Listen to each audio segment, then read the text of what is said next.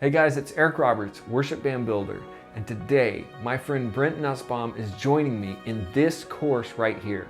How it's going to work is we're going to give you 10 tips to increase your drum skills as a worship drummer. I'm going to give you a tip, Brent's going to give you a tip, and then Brent and I back and forth. Now Brent played drums for his mega church for 13 years. He also worked on the staff at his church, so he understands the drums as a worship drummer and also as a worship director, a band leader. I started playing drums in 8th grade in my parents' basement.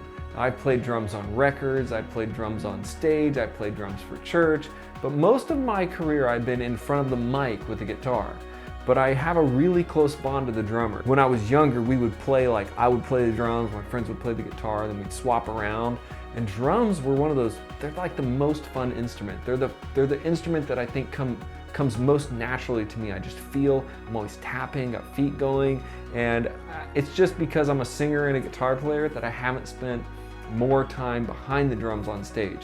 I've recorded most of all of my records, I've played all my own drums. So I have that experience, but I'm also coming from the front of the stage talking to you as a worship drummer. What do I really want? What does the worship leader want? What does the guitar player want? What do we really want from the drummer?